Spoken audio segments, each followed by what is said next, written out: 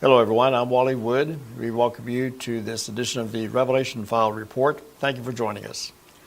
In your travels around town, going to different stores and retail outlets, have you encountered any cashless signs, like those posted in some windows in some establishments? We do not accept cash, some of these signs report. We do accept all cards, Apple and Samsung Pay, but we do not accept cash. In fact, a number of establishments are now moving in this direction. No cash accepted. We are cashless. We've gone cashless. Pizza Hut. In fact, if you are a user of the Apple Pay or Google Pay or the contactless cards, you may have noticed that they too have removed the cashback option in their cards. And so you have no way of getting cash back if you use these particular payment systems, Apple Pay, Google Pay, and contactless pay. So it appears that there is this move, this trend toward a cashless mentality. Indeed, going cashless around the world, and this is a global report we're going to give you today. India has gone virtually cashless. There are at least 10 countries that are vying to become the world's first cashless nation. Cashlessness in China is also very large. Sweden and Nepal and Saudi Arabia, they're all moving rapidly into a cashless monetary system. And this tends to point America in the trend. We're the low man on the totem pole, if you will. We're the slowest ones to catch on to this. Are you ready for this? That the world is going cashless? And soon, very soon, in fact, even now, there's legislation in various different countries that will be soon outlawing cash and even criminalizing the use of cash. So we need to pay attention to these things because, again, being a prophecy-oriented news service as we are, we're seeing this correlation between end-time Bible prophecy and current world events. Just to share some of the samples with you, Ghana is the leading or the largest mobile money market in West Africa. And they are rapidly moving in the direction where everyone is carrying a cell phone and everybody is using their cell phones as mobile payment devices. So Ghana is also leading the trends in that nation of South Africa. BankBazaar.com from India reported recently, "Who let the cash out?" Quoting, "Cashless transactions are a trend that has been redefining financial transactions and the very concept of money. With the emergence of a digital economic system that is globally prevalent, this new revolution has begun to be recognized as diginomics, or digital economics. Facilitated by this extensive development in information and communication technology, the concept is gaining popularity at a relatively quick pace in India. There's a digitally challenged section of our economy that is unaware of the cashless revolution gripping the rest of the world. Only when more end users adopt this technology will the cashless revolution reach all corners of our country and other countries as well." Moving to South Korea, Seoul, South Korea. You can't see the headline, but again, this word diginomics is used in this particular press release at least 6 times. This was announced back in 2016. The Seoul Metropolitan Government has selected diginomics as a new strategy to boost city growth, with the city currently losing its growth engine, and with the population dwindling and expected to fall under 10 million, diginomics will be counted on to boost growth, create jobs, and make the lives of Seoul citizens easier through technology. Diginomics is a new term combining the terms digital and economics and refers to an economic focus on the development of digital industries. And the report goes on from there. In fact, when you peruse their website, you find that diginomics takes precedence and plays a preeminent role in this plan for Seoul 2020, their master plan for their city in South Korea. When you go to their website, you see Diginomics listed among social special city, digital innovation, and global digital leader. In our next slide, we show that the Global Digital Seoul 2020 is a goal of theirs, and you see several pages here that feature the word Diginomics. Going to the next slide, they have a PDF and a flyer that they send out that again gives preeminence and predominance to the idea of a diginomic society, a diginomic era. Well, those of you who are new to this program have probably not picked up on the fact that I came up with that term, diginomics, back in 1998. And featured here is the original article that I put forth on the internet on December 1st, 1998, entitled Diginomics, Reviewing the New Globalized Digital Economy. And this was the very first time the word had ever been used. It didn't exist when I came up with this word. And I had been asked by my first publisher of my first book, entitled Cashless Society, A World Without Money, to consider writing a sequel 25 years later. And as I gave it thought, and prior to the idea, that's when the word popped in my mind, Diginomics, or digital economics. If you follow this word on the web now, by just typing in the word Diginomics on your search engine, you'll find a host of usage in this word around the world. And we've got three books that have been written using the word Diginomics. The book on the left, written by a couple of professors of economics in Spain at one of their largest universities. There have been conferences and workshops and conventions held around the world. There are a multiplicity of websites that also use the word Diginomics, such as the one in the middle, diginomics.it, that's from Italy. So this is popping up everywhere. And I chose not to copyright or patent the word. I wanted it to become a public word. The dictionaries would not touch it if it had been patented. And I wanted it in the English-speaking dictionaries. And the Merriam-Webster dictionary picked it up in 2007 and called it a new word in the English language. Since then, other online dictionaries have picked it up. I'm bringing particular attention to Sweden, Swedbank. They're the ones who have been leading the way in hosting conferences, workshops, seminars, and conventions on Diginomics. And here we have them making several presentations in Europe on the subject of Diginomics. And they claim to have originated the word, but the author of it sits before you now. And I've not jumped out of the box at them or anything of this nature, but a good search on the web will show you where the word began. And that's where a lot of people have kind of backed off on claiming origination of that word. But again, it's digital economics. Christine Lagarde, the managing director of the International Monetary Fund, has gone, she put forth a speech one time entitled The Case for a New Digital Currency in 2018. She says, a new wind is blowing, that of digitization. And all digital currency would be good for users, bad for criminals, and better for the state relative to cash.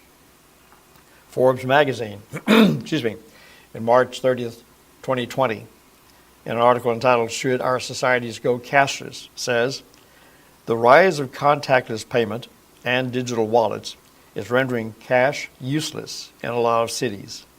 What's more, that might be even sooner than anyone could anticipate.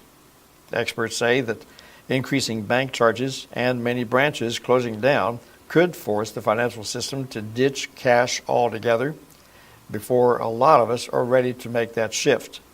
Besides, younger generations are accustomed to paying through digital means in a way that feels second nature to them.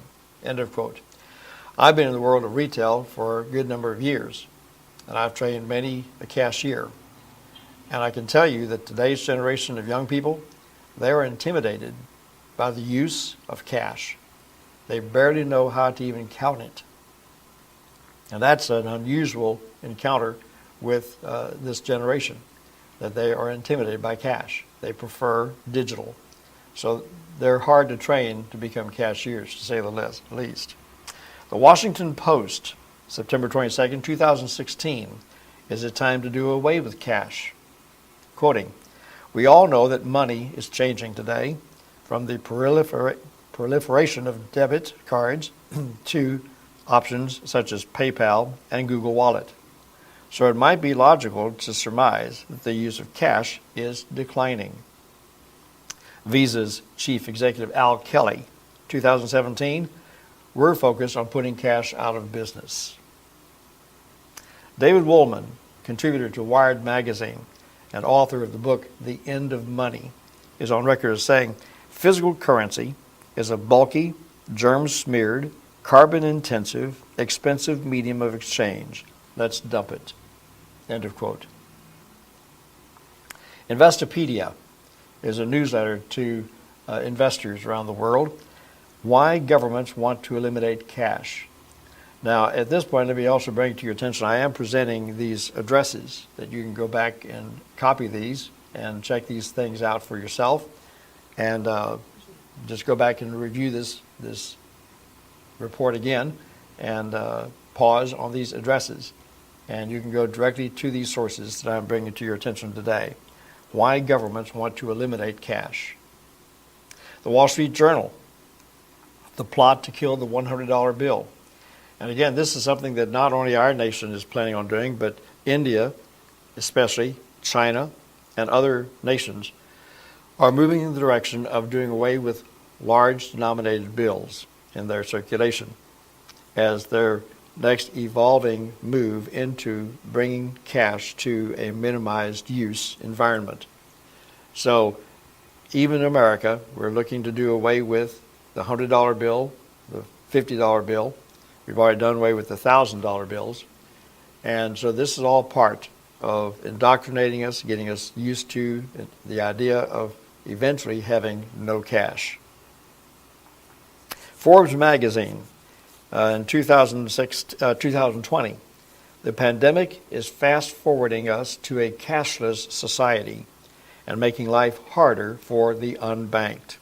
And there's the address on your screen that you can go back and take a look at this. But quoting from Forbes, many businesses have gone cashless in order to simplify their COVID-era operations and reduce perceived risk to employees. Many experts believe that COVID-19 has accelerated a trend that was already underway, a shift to a cashless society. In our archive of reports, we address this, the contribution of COVID to this evolving trend toward a cashless system. The Financial Brand newsletter, 4 trends that will finally make cashless a reality. This was published May 11th, 2020. First factor is culture and adoption. Secondly, technology and infrastructure. 3, government support and trust. Factor 4, usability and ubiquity, meaning it would go everywhere. Quoting, "The death of a millennia-old process, paying in currency, often thought to be inconceivable, now seems to be a possibility." End of quote. And as we go down this list and consider how close are we to fulfilling these 4 factors, this is what we found, that every one of these are checked off and are being fulfilled this day. So it's a short period of time before the world at large makes this gigantic switch from a moneyed society to a moneyless society. There's a lot of talk to try and get people to invest in gold and silver as a backup to the loss of cash. I'm reminded in Scripture, in the book of Revelation, "Woe be unto those who have gathered unto themselves gold and silver in the last days, for it shall become a canker to them." The value of anything on this earth is based on and driven by the opinions of men. There is no eternal value established in perceived intrinsic value. Gold has always been popular. Silver has always been popular. But that has been in a world where everything has been tangible.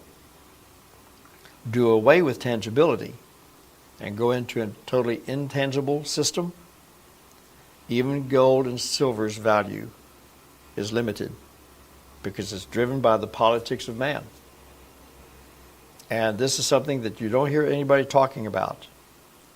There is no exit plan. There is no back door to this change into this totally transparent, digitized economic system. There's no going back to the days of gold and silver or real estate or anything of tangible value. In the course of human history and human events, human decisions, signing a dotted line will either give value or remove value from something that has long been valuable. And that's something to consider. And the Bible tells us the day was coming that no man could buy or sell without this number attached to that human being. And we're going to take a deeper look into this in another episode or two to show how all this is being cleared away in a straight path into a totally digitized, surveyable, monitorable system. And that's what we're looking at today. The whole world is looking into the convenience of a cashless system. Producing cash is very, very expensive. Maintaining it is very, very expensive. Storing it is extremely expensive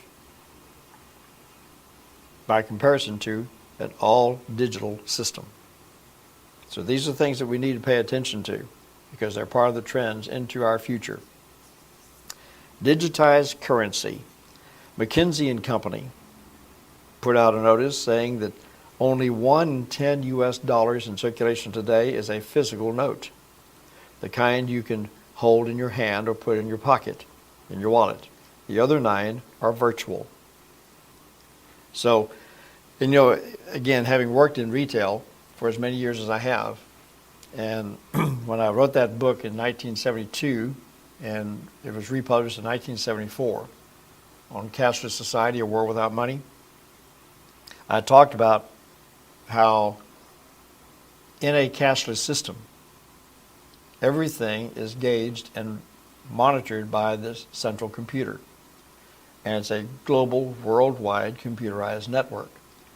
Now, the book came out 10 years before the internet came out. And the central computer I was talking about, I called CENTCOM for central computer.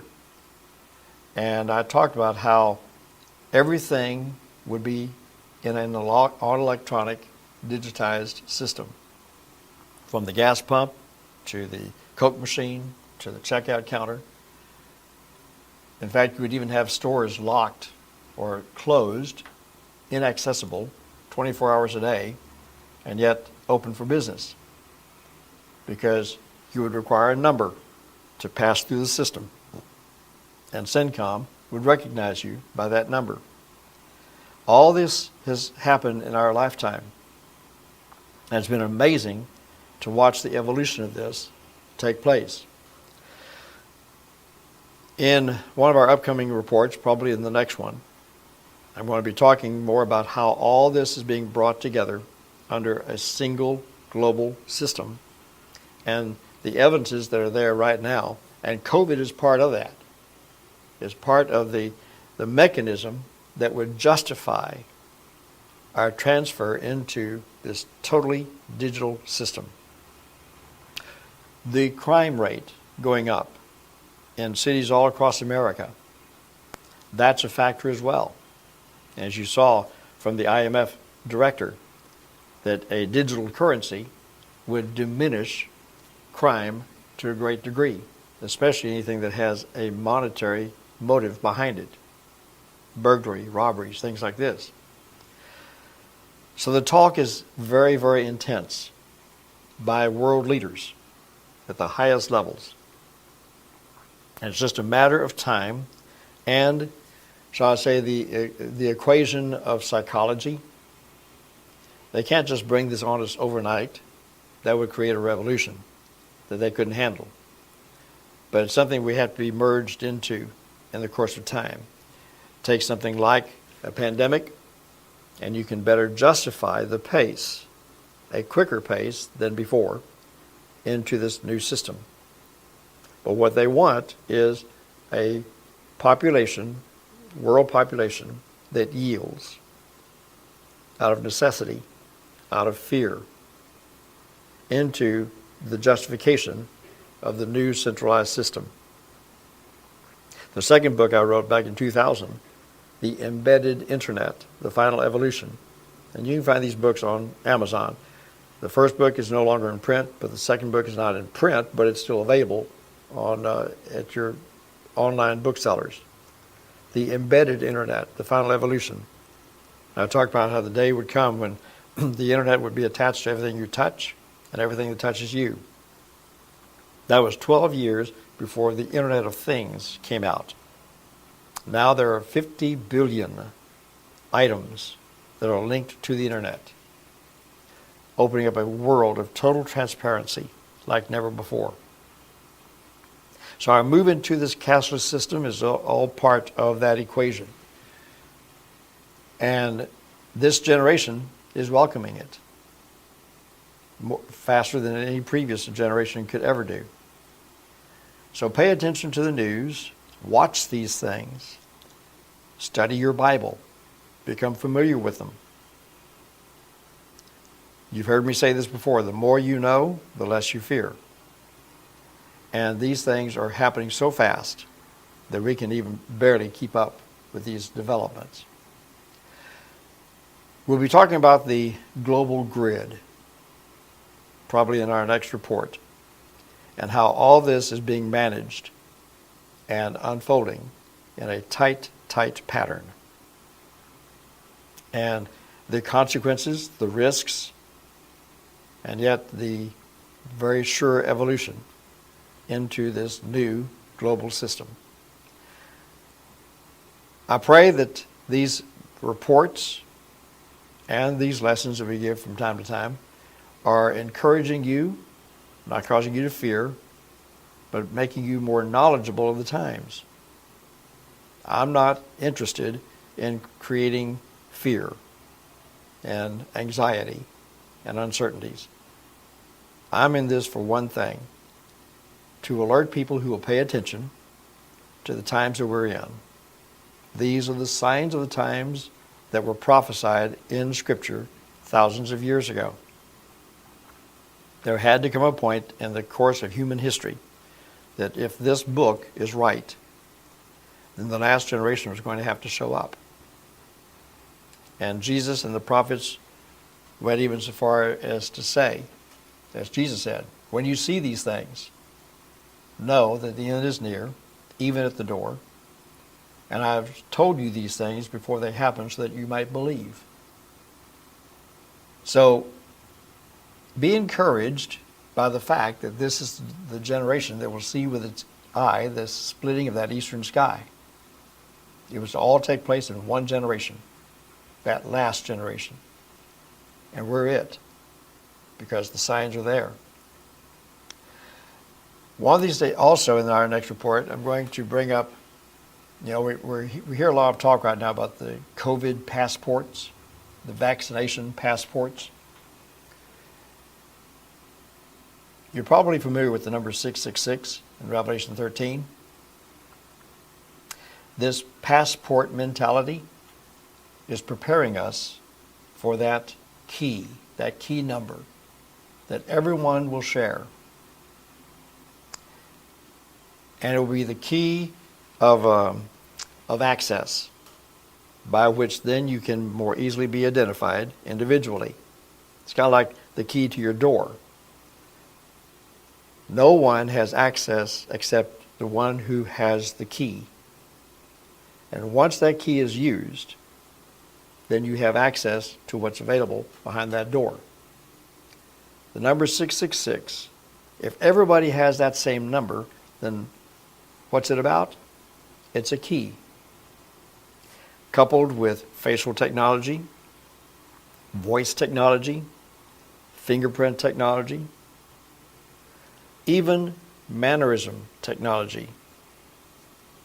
The artificial intelligence has come down to the level where now they can identify you by just your body movements, because that too is a signature. So it opens the gate by which all this available technology can identify you as an individual, as a participant in the system, as an approved participant in the system. COVID passport and things of this nature, it's all part of that trail leading up to that number. I hope that these reports will drive you closer to the Lord.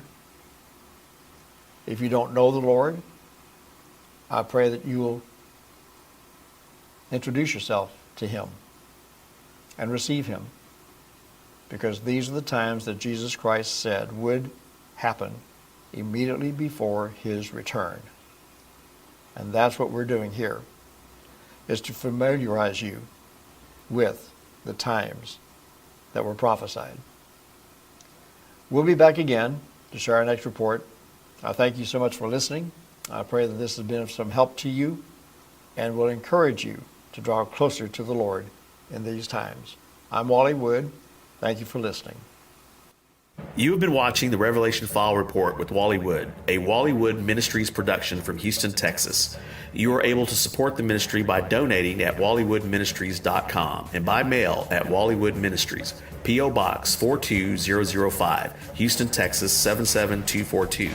Wally is available to present full 2-hour forums in your city called the Revelation File News Forum. For more details, contact Andy Valadez at 713-560-3348 or by email at andy@andyvaladez.com.